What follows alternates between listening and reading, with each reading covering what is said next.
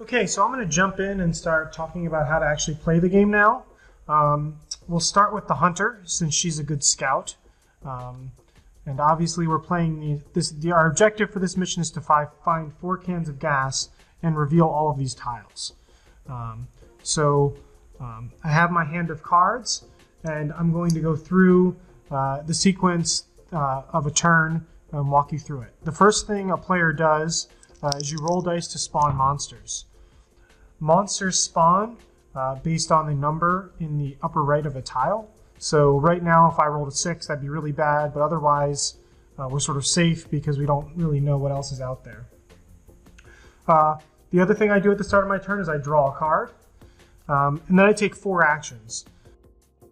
So one of the great things about this game is that I think that a lot of the actions are pretty easy. The actions we can take are that we can move a space orthogonally. When we would move to that space, we would reveal it. That's an action. Every card that we play from our hand is also an action.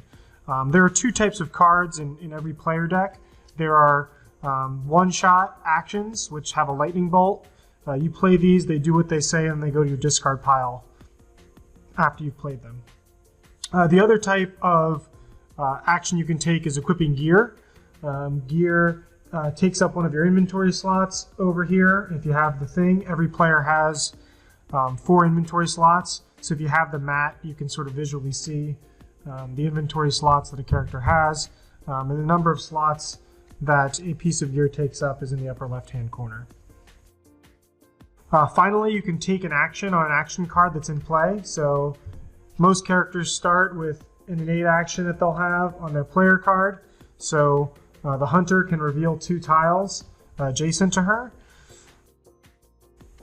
And then also, if you equip things like camouflage, you could take this action to then sort of get rid of the card in front of you. So rather than go over sort of everything that you can do, the other types of things that you can do is you can draw additional cards from your deck as an action, and you can also scavenge. If there is a symbol here that corresponds to one of the colored decks, you can scavenge at that location. So for example, the gas station will have that symbol, the red symbol, which means you're most likely to find fuel, and as an action you can search there. But we'll get to that later. I'm sure we'll uncover some tiles here on this first turn. I'm gonna go ahead and play out this turn so you can see everything else. The first thing I'm going to do is I'm going to equip my camouflage, which takes up 1 slot. It increases my stealth and also gives me a new ability. So I'm going to use that ability to discard this monster, returning it to the discard pile, and I turn that monster into a monster token. So one of the important things about the rules is a monster, when we say a monster in the game, we mean a monster card, a known monster that we see. Monster tokens are very different. They sort of represent a threat level throughout the region. So I'm going to sort of give the monster the slip with my camouflage and place a monster token on the van for my second action. For my third action, I'm going to move orthogonally into this tile because we have to move there. It is a desert, and when we move into the desert, when we enter it, we increase hunger by 1. So I'll increase my hunger over here to 2. And then for my final action, I'm going to use my recon ability. I'm going to use my recon ability on my hunter card to flip 2 adjacent spaces. And I'm going to flip the alien crash site, which is a good one to reveal because I don't trigger any of the effects. And then I'm going to reveal the bandit camp. So I found 2 really bad locations that hopefully we can avoid moving forward. So at the end of my turn, I'm going to increase my hunger again. And if there were any monsters in front of me, they would activate. But I was able to give the alien invader the slip, so he's not going to deal his damage to both characters. I guess now is a good time to talk about hunger. Hunger is an ongoing threat in the game. You're fine as long as your hunger is, at 3 or lower, or at lower than 6. Once you hit 6, you're going to flip over your character card. Your stats may change. and you're going to start taking hunger damage. You'll take 2, 4, 6, 8, and then you'll die no matter how much health you have left. As soon as you eat something, if you find food, you can eat food as an action, and it'll tell you to reduce your hunger by something like 2, and you'll immediately exit that starvation state and flip your character card back over. The mats sort of show you the whole hunger track on the back. On the mats, you don't need to flip your cards as much. So I'm going to set this back to 3. And that would end the hunter's turn, and then play would proceed clockwise or counterclockwise, or however you want to do it, to the next player. So I'll show you a gunslinger turn next. So again, we start the round by rolling dice to spawn monsters. 7 is always a safe roll, so that's a great roll. I have some good cards in my hand, and I will draw another card. So the gunslinger is obviously one of the best damage dealers in the game if his name didn't indicate that in front of you. Now that I've rolled dice and drawn my card, I can take my 4 actions. One of the first things I want to do is I want to get my revolver out because it's one of my better weapons. So this will give me a chance to talk about how equipment works. When you equip a card with an ammo up in the upper right hand corner, you're going to assign that number of tokens and that type of ammunition token to that card. So this revolver would get 6 bullets on it, and these 6 bullets are loaded into that revolver. I can't share these tokens and put revolver bullets into my Colt pistol. It is locked into that card. One of the things that I regret as part of the Kickstarter and the rules is that we were lucky enough to unlock these really cool fuel ammunition tokens for the game, and that they're awesome looking and they're great, but at the same time it's led to a lot of confusion about these tokens. These are fuel ammo tokens. They do not count towards the fuel in my mission. My mission requires 4 fuel cards, and that fuel to be delivered to the van. So while you can use these tokens to signify how many fuel cards you've fueled up at the van if you'd like, you're free to do that. The important thing to know is that you can't transfer fuel tokens from a card with fuel. There are equipment cards that have the fuel icon in their ammo spot instead of, there are cards that have the fuel icon here instead of the bullet token. And just like these bullets for the revolver are locked into that card, these fuel tokens, if you were placed on one of those cards, would be locked into that card. So an example may come out with the hunter. The hunter has some flame arrows. I would place these ammo tokens on that card. And the reason the symbols are different is because the only way to reload cards that take these ammo tokens is to actually discard an entire fuel card. So a fuel card is like a lot of these fuel tokens all together. These fuel tokens just represent sort of the uses that you would have of that particular piece of equipment. And originally in the prototype in the game, and as I was playtesting, we just used generic bullet tokens or ammo tokens for everything. And that's still how the game is meant to be played. Both fuel and bullet tokens, the wooden tokens, are both ammo tokens. They just look differently to correspond to the different cards. It's a nice little variety sort of bit thing that we got. But I do feel like that is one of the pieces that's lacking in the rulebook. It's one thing that I sort of regret. It was a stretch goal that we unlocked, and I feel like the rules never reflected sort of the intricacies of how the fuel tokens work and how they relate to the fuel objectives on some of these cards. So that's a quick rule explanation in the middle of this gunslinger's turn. But to continue on the gunslinger's turn, as his second action, he's going to move into the desert because he has to. Hunger will go up to 2. Now I'm going to start shooting some stuff. I'm going to, right now my Colt pistol and my revolver do the same amount of damage, but my revolver has the option of attacking an additional target. But there are no additional targets, so I'm going to just use my bullets to focus on the alien mech. And I'm going to spend my last 2 actions to deal 2 damage with each bullet from my Colt pistol, and I've expended these. So with that, my turn ends. My hunger goes up to 3, so usually players' hunger is around the same unless people start eating at different times. But especially at the beginning of the game, it's sort of easy to track. And then at the end of my turn, any monsters attached to my character are going to deal damage to me. So the alien mech is going to deal 4 damage to the gunslinger, taking him down to 24. So you've now seen 2 turns. I'm going to start going a little faster and giving you a quicker run through so that you can see more of the game and we can get to maybe some more events or different things to happen. And we've already had something sort of new and exciting happen, which is that we've rolled a 4. We're both sitting on the 4. That's a bad thing. That means everyone on that tile is going to draw a new monster card.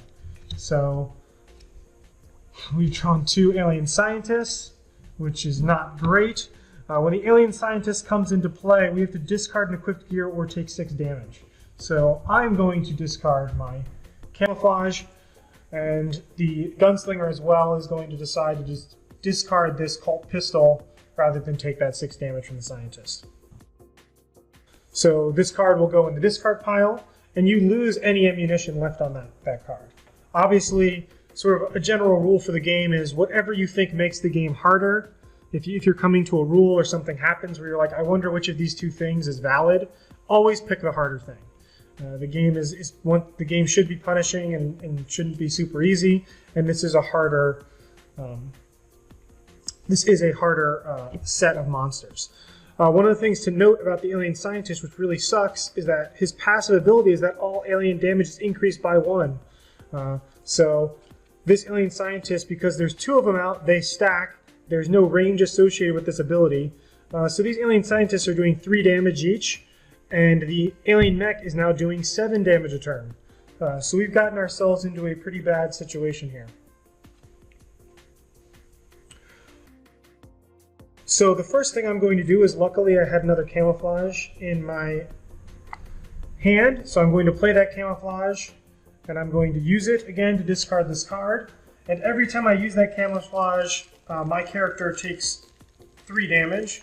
So I forgot to do this the first time, but I will do it now and place 6 damage tokens on the hunter, just so I know she is damaged. But the good news is that the camouflage lets the hunter, who doesn't start with a weapon, get rid of these, sort of give these monsters the slip. And while she's creating these threat tokens around the board that we may have to move back through later in the game to escape to the van, it's not something we have to deal with right now. We have more pressing matters to attend to. So I'm actually going to go over one of the free actions that you can do. You can discard any 2 cards from your hand, from your survivor class cards, to draw another card for free once per turn. So I'm actually going to use this free ability to discard these 2 headshots, which are great cards, but I need a bow for, to draw another card. It's given me Cover of Night, which is something that may be more useful right now. Obviously, it's very bad for us to sit together, so for my third action, I'm going to move to the police station. And the police station has this scavenge symbol, which we talked about, so I could now take the scavenge action at the police station if I want. But when I reveal the tile, I also get a free scavenge. So I'm going to draw from the scavenge pile, and I found a walkie-talkie. And that will go into my hand, and obviously it's a piece of equipment, so all the cards you find in the scavenge cards relate to one of these 2 card types and are used exactly the same. The unique thing about these scavenge cards is any card with this back, as a free action, you can exchange with another player as long as you're on the same tile. So, you know, if the gunslinger were to move up here, I could pass this scavenge card to him for free. So for my final action, I'm going to use Cover of Night, which is draw 3 cards from any scavenge deck and discard 1 of them. And I'm going to pick red so we can find the fuel we need. And I found medical supplies, a fuel, and another medical supplies. So I'm going to discard 1 of the medical supplies. And then the fuel, I have to equip immediately or discard as a I have to equip immediately as a free action or discard. So I've got to carry this fuel with me, and it's going to take up spots in my inventory until I return to the van to fuel the van up. So I now only have 2 inventory slots left before I can't carry anything more. I have to drop something else. That ends my turn. My hunger would increase again, and luckily I have eliminated all the characters in front of me. The gunslinger is in a little bit more of a troublesome situation. 6, we would get 6. We do have some tiles that are displaying 6, so every tile that's displaying a 6 activates. So the 6 van will get a monster token on it. And the hunter that's sitting on a 6 will have to draw another monster tile. And it's a nasty arrow drone. So now that I've done that, I would draw a card from my deck. You can look at my hand here, and I have 4 actions to take as the gunslinger. Obviously, I want to deal with some of these monsters, but a lot of them have quite a lot of health. I should note that I don't have to move to attack any of the monsters that are currently in play.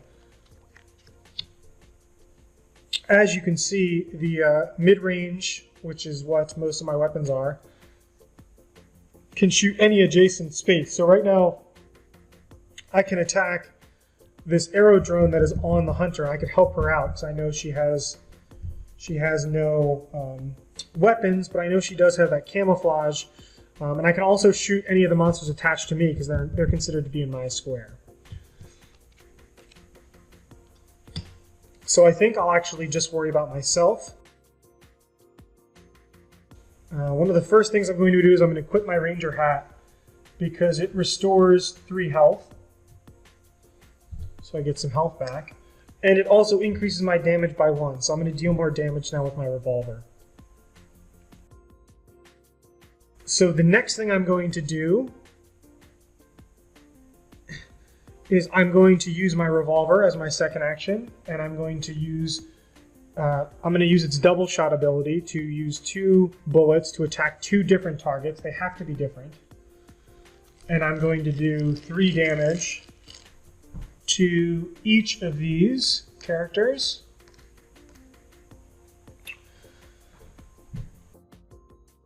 So the mech is currently at 7 and has 9 left. So I'm going to combo that with my Guns Blazing ability, which is empty all my weapons and deal damage 5 plus X damage, where X is the amount of ammo discarded. So I have 4 bullets plus 5 is 9 exactly. So I get rid of all these bullets, and I would kill this mech, which would go in the discard pile. Okay, so Ranger Hat, Revolver, and then I played my Guns Blazing card. I have 1 action left. And for my final action, I'm going to equip hollow points back on my revolver, which is going to give it's going to fully reload the weapon, so I'm going to get 6 bullets back.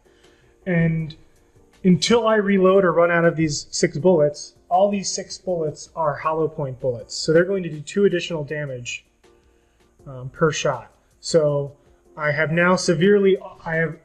significantly upgraded my Ranger, where each of these bullets on this revolver is now going to do 2 damage, plus 1 from the Ranger Hat, plus 2 from the hollow points. So I'm now doing 5 damage per bullet. So I should be able to keep monsters off of us in subsequent turns. But at the end of this turn, I'm going to take 2 damage from the alien scientist. And my hunger will go up to 4. Let's roll these dice. See a little bit more of the game. 7 is safe roll, so that is a good roll. I will draw a card. I got my crossbow, which is probably the hunter's single best weapon. But this is a really nasty unit, and right now I feel like the best thing to do is to continue to take some damage and use my camouflage to give monsters the slip. I should note that while the camouflage is very powerful in that it can remove any non-boss monster off of the hunter, I am creating these monster tokens, and one of the ways to lose in this game is that if we go to place a monster token and there are none left, I think the game comes with 30 if I'm not mistaken. If I go to place one of these tokens and there's none left in our pool, we've lost. We've been overwhelmed by monsters. We've just created, there's no way we can succeed. There's just enemies everywhere, and we lose as a team. And another thing too is that while I'm not suffering this damage and getting these monsters off of me currently, we're going to have to make our way back to the van at some point and deal with these tokens I'm creating sort of as I'm running along. So it's working out for us now, it's okay, but it may not be great later on. The first thing I'm going to do with my hunter ability is I'm going to reveal 2 tiles because our mission is to scout the entire landscape. So I found a gas station and the river, which is just difficult to cross. There's no reason to really go there. So I'm going to move here, since I'm really good at revealing tiles. And something bad has happened. I should have revealed that tile instead. I've entered the power plant, which means discard all food cards. I don't have any. I only have a walkie-talkie and medical supplies, and take a poison damage. Poison damage, we have poison tokens, or sort of irradiated nuclear tokens, are usually a mechanic found in the nuclear holocaust scenario of the game, but you know, they can pop up in other scenarios as well, and this little sucker is going to mean that my hunter is automatically going to take 1 damage every turn. She's going to suffer a damage for every one of those tokens on her. So she's now poisoned, she has 1, so every turn she's going to suffer 1 damage from that until she's cured. And right now, in this set without the surgeon, I don't know if there's any way to cure her because of the classes we picked. So we're going to have to heal her up and watch that. We're going to have to try to beat this scenario as fast as possible, which in general is sort of the best strategy in this game in general. So I've used my recon ability, I've moved once, I have 2 more actions. I'm going to equip my crossbow, which comes in with 8 shots, but takes up 2 inventory slots. And then for my final action, I'm going to scout again and find a farm and shelter. I have no monsters in front of me, luckily. I am getting hungry, and we haven't found any food. But I do have this Survival Instincts card, which will reduce all our hunger by 1, so I know I have a little bit of time. At the end of my turn, I'm going to suffer 1 damage for that poison. That ends my turn. We'll go back over to the Gunslinger. Gunslinger is running low on cards, but we can always draw more cards for our turn. I've rolled a 9, and we've revealed a lot more cards, but a 9 is still not on the board. And I'm going to draw another card. And we'll just do some actions here. We're going to show you guys something new, I think, which is we're going to enter this police station, which has 1 enemy, and try to sneak past this enemy. So that's where this stealth stat comes into play that's on a character card. So this stealth stat right here is a 7. That means that in order to sneak past this monster, or all the monsters on the tile, you do 1 stealth test. So if there are more monsters, it would just be harder to sneak past them all. And we're going to subtract 1 from the stat for each monster token that's there. So there's only 1 there, so that's going to be 6. So I need to roll 6 or lower on both of these dice. The combined roll needs to be 6 or lower to sneak past this monster. And I failed miserably. So what I will do is I will remove this token, because this monster that's roaming around in the police station I've encountered, and I will draw a new monster card, which is the Aerodrone, which is pretty nasty, but luckily I've got my hollow point bullets and I should be able to deal with it. So for my second action, I'm going to use my grenade, which is deal 1 target 3 damage, and up to 3 targets on the same tile 2 damage each. That's all increased by 1 because of my hat, so I'm going to use that to deal 4 damage to the drone and 3 damage to the scientist. There's 4 to the drone and 3 more to the scientist. We'll use this 5. Remove that 2. Then for my third action, I'm going to use my revolver to deal 5 damage each. which will kill the scientist. And then finally, because I don't want to waste more of my hollow point bullets, I'm going to use a grenade again to kill this drone. So I don't want to take any more damage. I now only have one card in my hand, but I was able to not take any damage during my turn, which is nice. So we'll move on to the hunter. Hopefully, by watching this and sort of seeing turns quickly, you're getting a sense of how quickly the game can be played, sort of once you know what you're doing. Safe roll, 8. I don't see any 8s out there. So I'm going to continue to try to reveal as many tiles as I can. And I'm going to draw a new card to my hand, and I got another crossbow. I'm going to keep moving. I'm going to do 1, reveal for 2.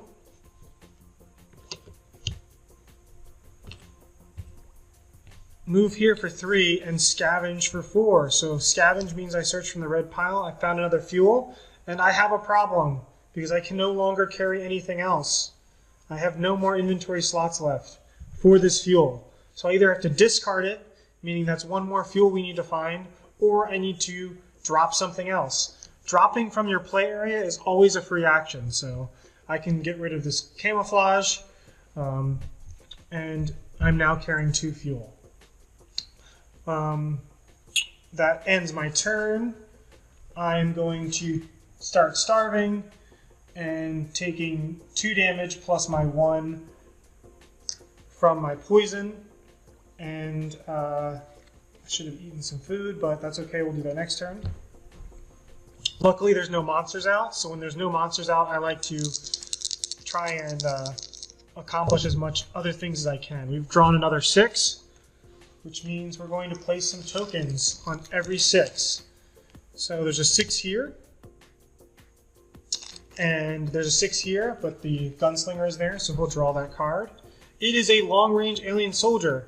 Now, if we refer to our reference card, the interesting thing about the alien soldier is long range means that he's not going to attack the player that he's attached to. So while he's prowling around with the gunslinger, he actually would shoot only spaces outside of the gunslinger. So he's sort of a positional enemy, where as long as we sort of keep separate, he tries to split up the group, but as long as we stay separate, he's actually not going to be a problem. So I'm not going to worry about him too much right this second. For my first action, I'm going to move to this location. For my second action, I'm going to scavenge there. I found some food. For my third action, I may as well eat that food for 2. So we'll put that in the discard pile. My hunger would go down to 2. I think it was at 5, so it'll go down to 3. I'm going to scavenge again. Found some more food. Move to the farm. And that will be my turn. Or actually, was that my turn? I moved, scavenged, ate food, scavenged again. So that was the end of my turn. This guy will attack, but no one is in range. My hunger will go back up to 4. And that's that. Don't take any damage. Hunter's in trouble. The hunter has taken 13 damage, so she only has 11 hit points left. And she also needs to get back to, I rolled an 8. I don't think we have any 8s out.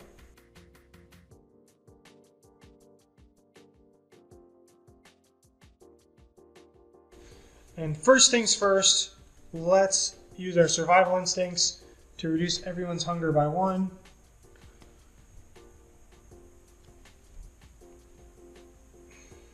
And then for my second action, I will use my recon ability since I got it back to flip these 2 tiles.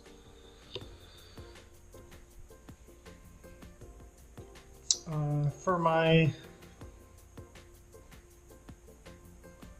third action, I'm going to use medical supplies to restore 3 health. And for my fourth action, I'm actually going to start heading back so we can drop off these fuel. Turn ends, hunger goes up, I'm starving again, but I only take 2 because I re-enter the top of the hunger track. And she should find some food as well. Maybe we can meet up in the middle. So, Gunslinger, roll and draw. Move to this police station. I'm going to scavenge first. Found some ammunition. I'm going to then move to the police station to hope that the hunter can come by and pick up some food on her way back to the van. Then I'm going to equip a bulletproof vest. And I may as well scavenge here on the blue and find a flashlight. That's my turn. Hunger goes up to 4. Hunter rolls 6. Now we already have 3 here, so that's the max you can place on a tile unless you want to make it more difficult. But for most beginning players and for sort of the core normal game experience, I would say that once a tile reaches 3 monster tokens, you should leave it alone. But the gunslinger is sitting on this location, so we have another soldier. And the important thing to note now is the soldier was active and would have shot. You know, she is now in range of that soldier, but because she was in the shelter, she was immune to damage. But this turn, she will not be. So the first thing she's going to do is move 2, and we'll go through the river because we don't want to take another poison. So this is a stealth test. So my stealth with the hunter is very good, 9 or lower, and I got a 7.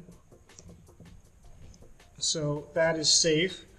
I successfully move into the river. Then for my second action, I will move to the police station. I will, as a free action, we're going to exchange this food that's in the gunslinger's hand to the hunter, who's going to eat it, reducing her hunger down to 4.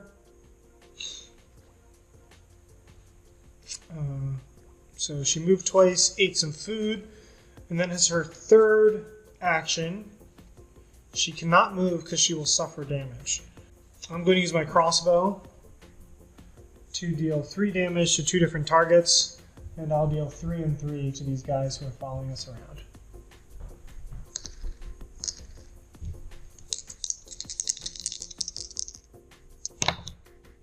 Eight. We still don't have any 8s. The gunslinger will draw a card. Tactical leadership. That is a good card to have right now, because tactical leadership will let me allow the hunter to move. So I'm going to use tactical leadership right now to have the hunter move into here. She's going to move into here. She's going to do a stealth test. She has to roll 8 or under. She succeeds. This will allow me then to move with her. Both of our hungers go up though, which is not great. I'm also going to follow her for my second action. I will do a stealth test. I am not as stealthy, and I fail. So I remove this token, and I'm going to draw another monster token. And that is a bad one that I'm going to need to use the rest of my actions to probably kill. So I'm going to use my last 2 actions to use up 2 of my hollow point bullets to deal 10 total damage and kill the invader. Well, you know what? I may as well use the bonus and shoot 2 additional targets, and I'll deal 10 damage to this guy. And that uses up all my hollow points. I'm now starving and take 2 damage.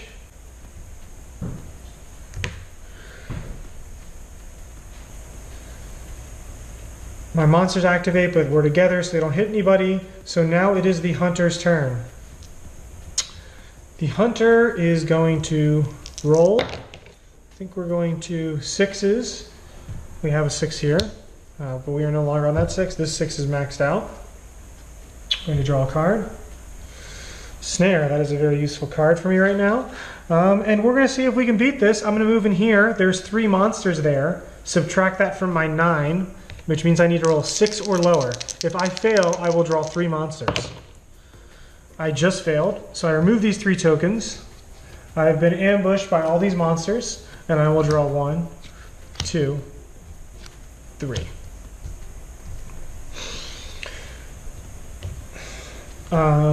I will deliver these 2 fuel cards to the van. I can do these fuel cards here and place them under here, working towards that objective. I personally like to use the fuel tokens to count up how much fuel we have in the van. That's a free action, so I got some space back.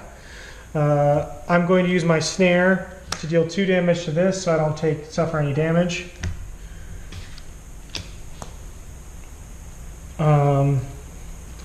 Then I will shoot my crossbow for my last 2 actions to deal 6 total damage to 2 different targets. We'll do 6 here and another 6 here.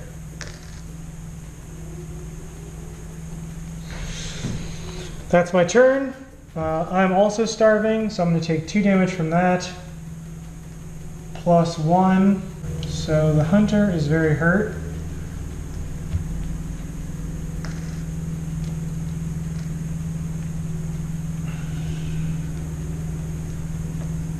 I believe she only has 8 hit points left. Okay, let's see if we can do this.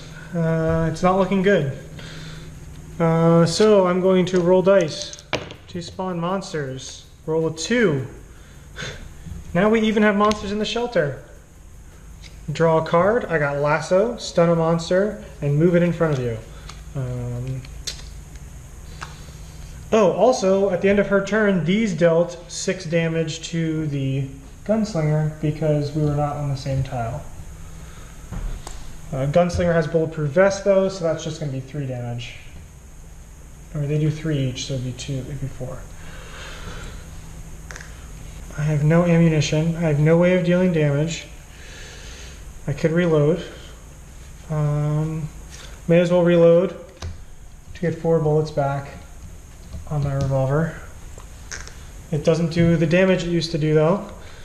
I will use its action once to use 2 to do 3 damage each. We'll kill this one.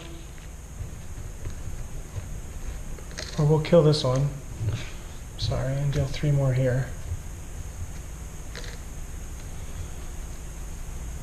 This one is at 12.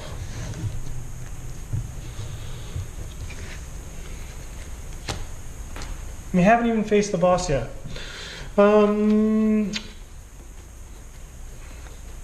See, that's 2. I'm gonna do here for 3. Sneak past, fail of course, because I suck. Go here for 4, so I don't sit on a 6. Then I'm gonna take, I got out of range for the alien soldier, so she's not gonna hit the hunter, but I'm going to burn a card from the alien invader and suffer 3 damage there.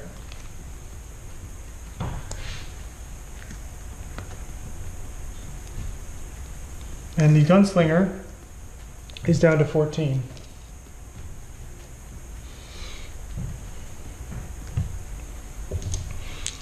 Hunger goes up, didn't eat, so I'm going to take 4 more damage there. When I start starving, the good news is that I actually shuffle my Colt pistol into my deck, which I forgot to do, but that is on the character card. I can show you that. Not a great card, so it sort of pollutes your deck a little bit. We're starving, we need food, there's aliens to kill, things are looking grim here. Let's take the hunter's turn. She'll roll. 7 is safe, there's a good roll. She's going to enter the desert, suffering 4 damage from starvation. Every time you move on this track, you have to follow what happens. So she has 4 hit points left. We need to find some food. So I'm going to do 1. I have to attack or I'll die from this. So I have to kill this. So I'll use my crossbow to kill this and deal 3 damage to this one to kill this one as well. That's 2. I'm going to do 3. And I'm dead. 3. I could scavenge here for 4. I found food, but I don't have actions to eat it. And I'm going to take 6 damage and starve to death. And get poisoned. So the hunter would die, and like what often will happen in this game, especially on a harder scenario, we have lost. But hopefully that gives you a sense of how to play the game and how it works. If you have any other questions, please comment on this video about the rules. I will be happy to answer any of them or all of them. Just give me some time. But I wanted to make sure I gave everyone who will be getting this game from Kickstarter very soon a very thorough run-through of the game. So hopefully you found this helpful and interesting, and I can't wait for everyone to get their copy and start playing it. Thanks for watching.